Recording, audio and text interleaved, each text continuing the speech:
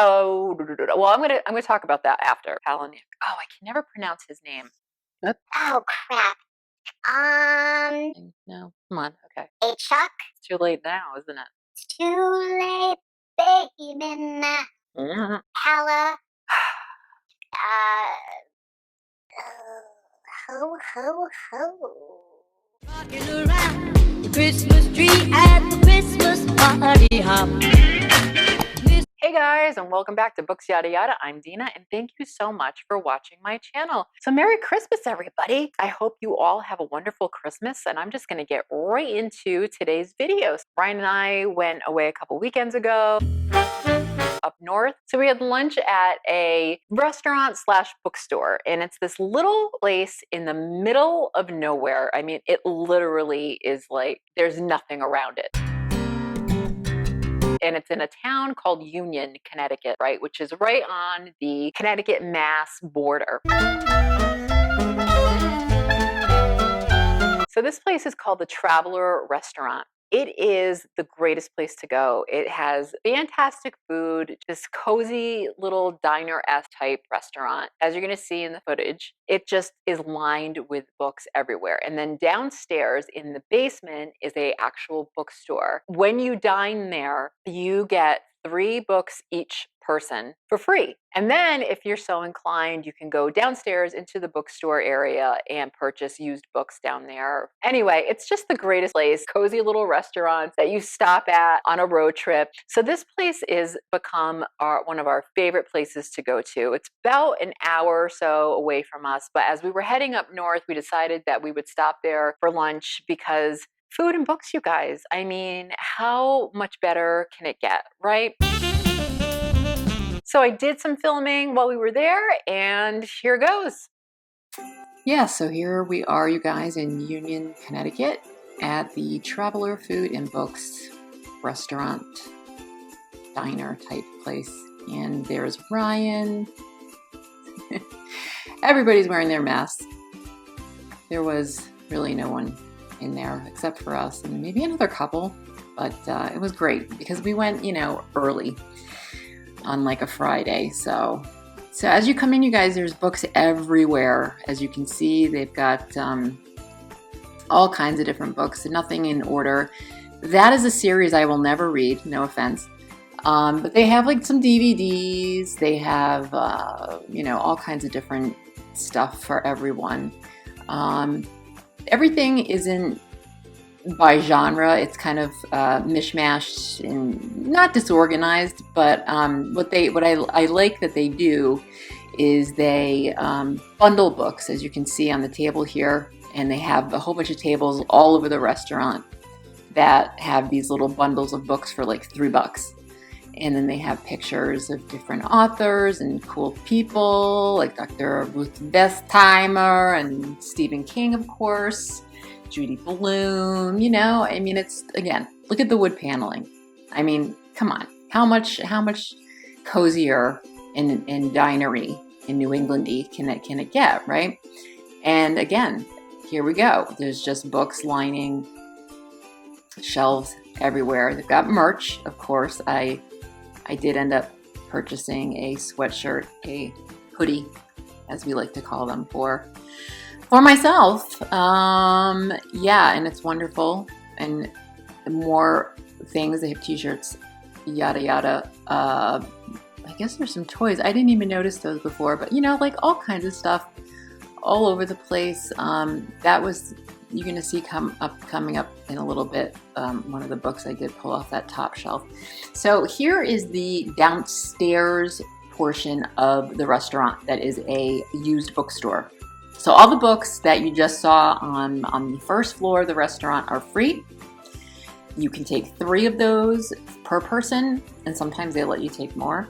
And then you go downstairs and you can purchase used books. So they have just a giant collection. Down here, it's more organized. They do have, shelves. They're very narrow, as you can see. They have a lot of books, and the aisles rather are as narrow as they look, you guys. So yeah, it's kind of claustrophobic, just a tiny little bit if you're walking through the aisles, but otherwise, there's lots of room to wander around. This is a lot of art books and big coffee table books here. Um, what else do we got going on here? Fiction, yes, there's fiction. And I did take a long stroll up and down different aisles. This is getting boring. I'm boring you right now because I'm just wandering again aimlessly, like I do. And as I talk, I wander and talk the way I do, just aimlessly. Yeah. So Janet Ivanovich, tons of her. She's all over the place. Even upstairs, there was a ton of little bundles of her books. I've never read any of her books. Have you guys read any of Janet Ivanovich books? I've never read any of them. I know there's that popular Stephanie Plum series. What is it, like One for the Road or something like that? Um, and etiquette. There's a whole section on etiquette, which, and inspirational self-help. Yep. I probably should have visited that specific section. That freaked me out. Medusa's hair. That was I don't know what that book is about, but it just kind of freaked me out. And I'm sorry if it freaked you out too. I didn't mean to do that, but yeah. But that was a weird book. It just kind of jumped out at me. And it's strange that it was in the etiquette self-help section. So all I can think is that it had something to do with maybe philosophy. I don't know. The Who. That was expensive. That book was like $25. Yeah, it was like a Rolling Stone special edition, something. But that's where the music books are, and more. They had some calendars. They've got all. It's just a mishmash, like I said. They've got all kinds of stuff in this place. Lots of really nice art books. I did go back after and look at those. Yeah, and we're coming up an exciting part right here, you guys. Look at that. Look what I found. The thermostat. Oh, I could wreak havoc on that place, but no. Seriously, I found the Sookie Stackhouse Dead But Not Forgotten by all these different authors. They tell the story. Later on, you're going to hear about that book. So this was a lot of fun, and here we go. Back to me. The first book I pulled for free for myself was a Chuck Palahniuk. Chuck Palahniuk. Okay, I still won't have it. I won't remember how to pronounce his name in like an hour from now. I won't. So this is called Stranger Than Fiction. This is a collection of essays and journalistic pieces by Chuck. I'm just going to call him Chuck. And those of you who don't know, he wrote Fight Club. He wrote Choke. He is a fantastic author. If you like really bizarre writing styles, you will love him. This book, it's his first nonfiction collection, and he has different encounters with Marilyn Manson, with Juliette Lewis, peculiar wages of fame attendant on the big budget film production of the movie Fight Club, his life as an assembly line drivetrain installer by day, a hospice volunteer driver by night, the really peculiar lives of submariners, the really violent world of and mangled ears of college wrestlers, the underground world of iron pumping, anabolic steroid gobblers, the immensely upsetting circumstances of his father's murder, and the trial of his killer. Each essay or vignette offers a unique facet of existence as lived in or observed by one of our most flagrantly daring and original literary talents. Wow. So I cannot wait to read this. It's nice and short, nice and skinny, but it just sounds fascinating to me. I really am excited to read this, and it was free. Yay, right? We love free. And then I got Are You Being Served? Do you guys know this show? I am an Anglophile, as most of you know. Anything British. I love old sitcoms from the 70s and the 80s and the 90s, like The Vicar of Dibley, Keeping Up Appearances, any of them. I subscribe to both Acorn and BritBox, you guys. I am a complete and utter fan of British humor and British anything. So when I saw this book lying on the table, I grabbed it immediately this is a book about the 70s sitcom, Are You Being Served? All of these great characters that work in a department store. And I wish, you know how I have elevator music for my theme song at the beginning? I wish that, and I'm going to link it down below, I'm going to find it, the theme music to this show, because I wish that if copyright did not exist, I could use it for my theme song for my channel, but I can't. But just know that that is what I really wish I could use. So I just had to grab this because anyway, it goes inside the stories of the show, like the things that happened on set while they were filming it. You know, Mrs. Slocum. Mrs. Slocum, uncover your bus, please.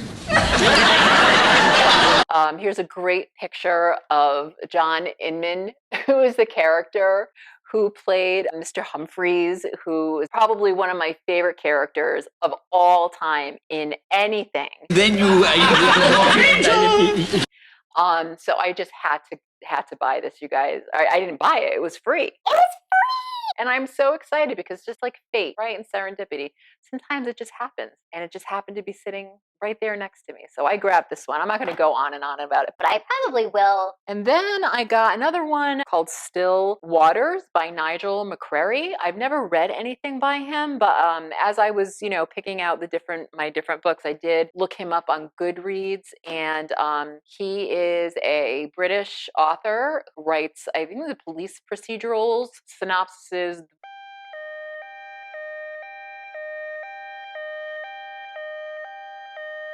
When the badly decayed body of an elderly woman is unearthed, Detective Chief Inspector Mark Lapsley,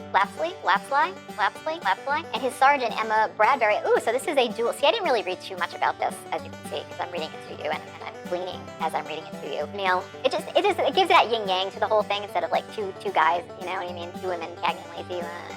Emma Bradbury are called in on the case. Body provides only two mysterious clues to the identity of the murderer. Someone with a deadly knowledge of household plants used shears to clip the fingertips off the corpse's right hand. Ooh, I like it. But this dearth of evidence is not Lapsley's only problem. He's just returned to the force after a year of relative isolation, trying to avoid the worst symptoms of his synesthesia, a neurological condition that causes him to taste sound. Oh my God, this is so cool, you guys. I actually read about this condition in one of my Oliver Sacks books that I mentioned way back in one of my videos. I'll try to find it. See, that makes his life as complicated as any crime he's been charged with solving. Now he's flooded again, not only with the convolution of senses that can drive him nearly mad, but also with the increasing convolutions of the case. The murder appears to be the work of a serial killer, and the investigation is leading in a direction that could be extremely detrimental to Lapsley's career, if not to his very life. Razor sharp, viscerally descriptive, mesmerizingly eerie and entertaining, and with one of the most clever, ruthless, and sympathetic villains to appear in ages, Still Waters is a stunning start to an exciting new series. So yay, it is the first installment of a series of books. So I love my police procedurals. So free, can't wait to read it.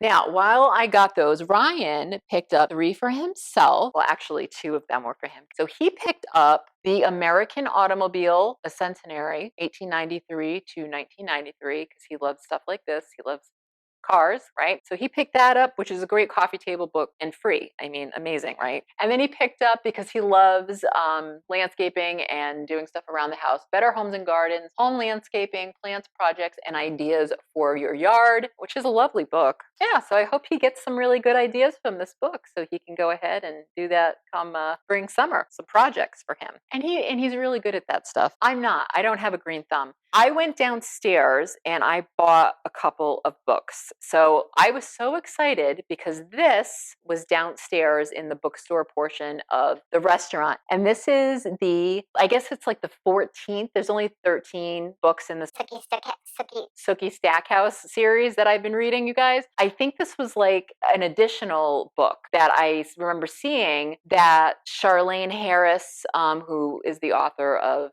the the Sookie Stackhouse series, she asked different authors to write stories about these different characters from the books. So she asked Rachel Kane. Okay, so I had to look that up, you guys, but Rachel Kane wrote Stillhouse Lake, which I know a lot of people really liked, and it's number one in the Stillhouse Lake series. I read that book when it first came out. I didn't care for that book at all. I know. But anyway, I'm not going to talk about it because it's not really relevant, is it?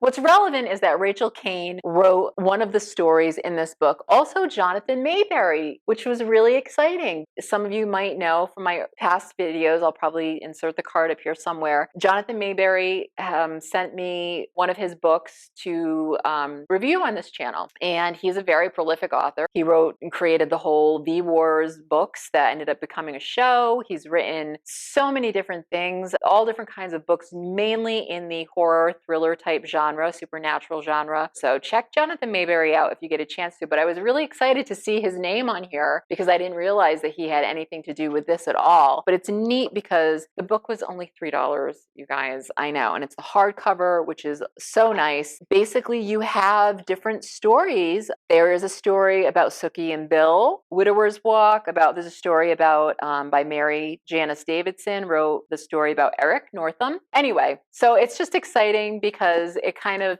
I think that so many people loved the book so much that I know Charlaine Harris ended up writing some companions to the Sookie Stackhouse series, and then this one, which other writers contributed to. So I think that's really cool.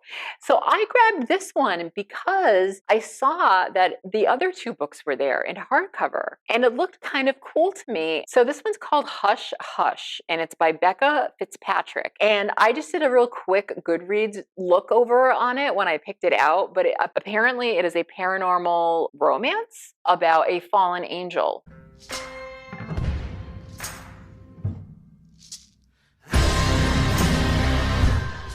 I think it kind of is like it came out around the same time or maybe like after Twilight. So there have been some comparisons to it. I didn't read Twilight. I've never read YA, you guys. I've never read any young adult, only when I was a young adult. It was like VC Andrews.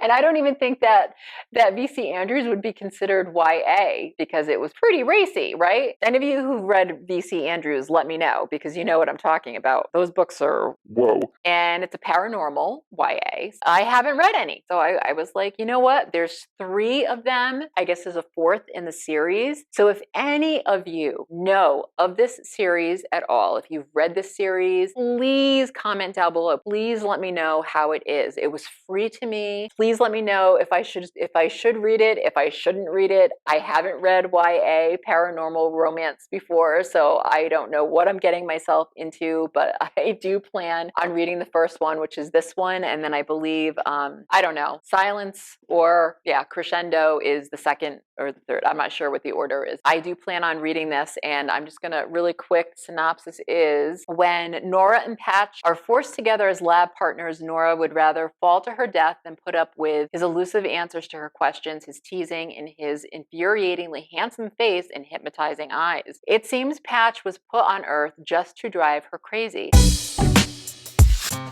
But before long, Nora's defenses start to break down as her curiosity about Patch. Why does he always seem to be wherever she is and know exactly what she's thinking? How does he know what to say to both attract and repulse her? And what is up with those V-shaped scars on his chiseled back? Demons, fallen angels, I like that. As their connection grows stronger, Nora's own life becomes increasingly fragile. Nora needs to decide, is Patch the one who wants to do her harm or the one who will keep her safe? Has she fallen for one of the fallen? Yeah, so you know what? As I stated before, you guys, I am experimenting with new genres. I'm trying to not get out of my favorite, which is my psychological thrillers. You know, that will always be my favorite genre in horror. I am trying to, especially as I've started this channel, you know, I've seen a lot of people who read YA.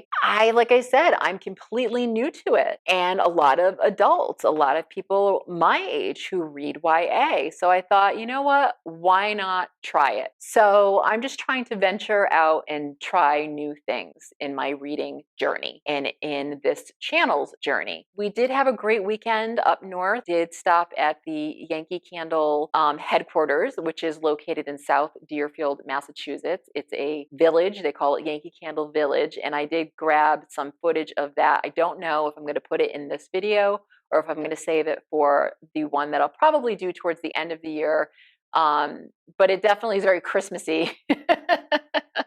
So it would have been good for this video, but we did get some candles, of course, while we were there. The place is huge. It's ridiculous. And I was in a pretty good mood, so I was, you know, okay with dealing with all of those people.